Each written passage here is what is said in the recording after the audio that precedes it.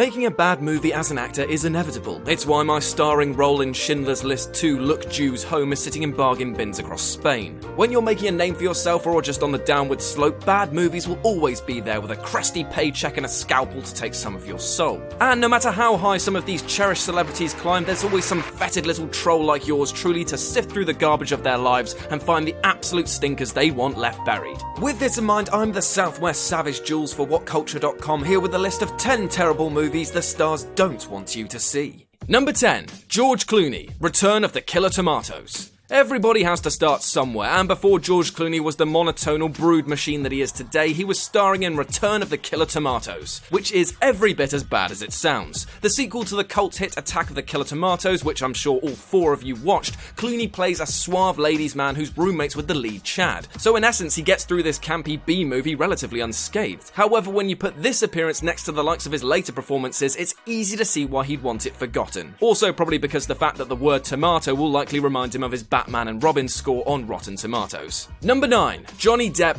Private Resort. Back before he found fame as Tom Hansen in 21 Jump Street, Johnny Depp was struggling to make a name for himself, and he was left alone and devoid of director Tim Burton putting him in odd clothes and telling him to act the same in every film. As such, one of his first and most awful flops was the film Private Resort, the third film in a series by producer R. Ben Ephraim to contain the word private in the title because comedy is hard. It was a low-budget, low-end, low-hanging fruit of a film focusing on sexy teens and jewel theft. It bombed at the box office, was about as funny as child abuse, and is something that Depp would love to make you forget with a wafting of his arms. Number 8. Mark Wahlberg, Fear. Marky Mark the Aardvark Shark Wahlberg is a very fine actor and has been in many brilliant films such as Boogie Nights, The Departed, Three Kings, and The Fighter to name but a few. But James Foley's Fear is a boring, limp mess of a horror film that he would love to make you forget. It's an incredibly awkward and unintentionally hilarious roller coaster of horror cliches and bad acting, and also has a scene where Wahlberg beheads a dog, which I can honestly say I never wanted to see, so thank you for that. It's such a creepy and, dare I say it, cringy film that the now Jurassic Mark will not want this revisited anytime soon. Number 7. Kevin Costner, Sizzle Beach, USA. And speaking of cringy films, hands up who wants to see Kevin Costner leer over bikini-clad babes in the early 80s.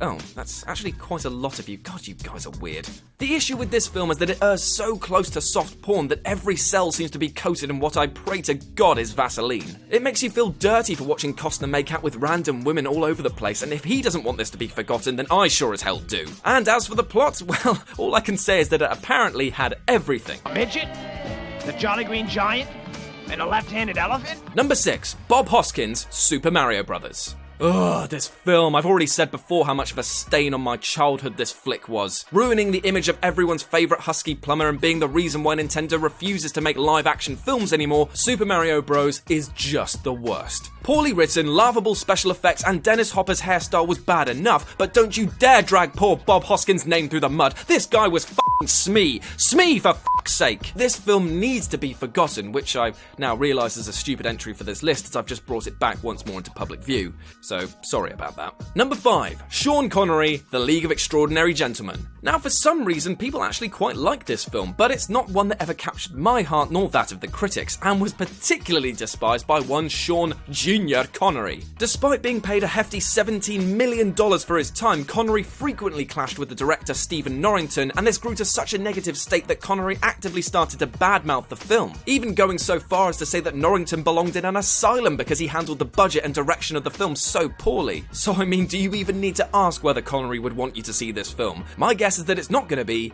yes. Number 4. Mila Kunis, American Psycho 2. Now, see, there's a huge problem with American Psycho 2, which you can actually find right even before the film begins. Bret Easton Ellis never wrote a follow-up to his iconic novel. At the time of the film's release, Kunis was most well known for portraying Jackie in That 70s Show and Meg in Family Guy, and not for her movie roles. American Psycho 2 was released direct to DVD and only gained fame off of the novel and the slamming it received from critics and fans of the book. Since the disaster of the movie, Kunis has obviously gone on to become a huge star, but the public backlash to this film probably meant that it was one of the very few videos that Patrick Bateman actually returned. Number 3. Amy Adams' Psycho Beach Party. This one is on the list solely because Amy Adams is actually a pretty decent actress and should have been nowhere near the trite spoof horror surfer flick that was Psycho Beach Party. The film contained writing standards that would make Hacksaw Jim Duggan look like Woody Allen and comedy that felt like being eaten by pigs. Admittedly, this was her second ever role, but I doubt that she nor the rabid slew of internet dogs will ever forget that she had her bikini bottoms torn off during her short time in the film. Number 2.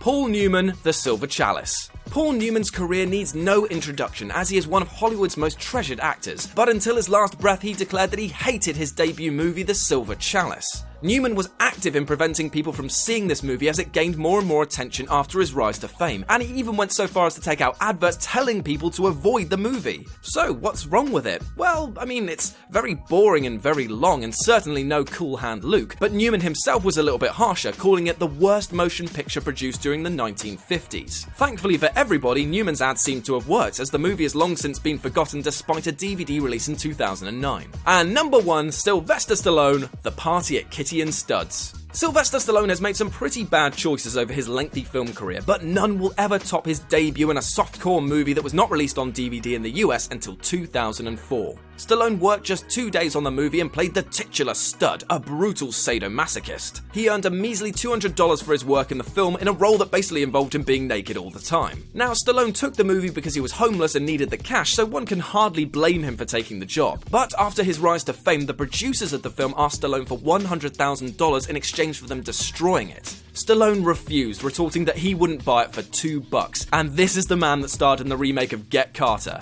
It's that bad. And that's our list. Got any other films that you know actors want buried? Well, let me know about them in the comments section below. And if you want to come experience real regrets, you can come chat with me on Twitter at RetroJ0. If you enjoyed the video, then like, share, and subscribe for more. As always, I've been Jules for Whatculture.com, and I'll speak to you soon.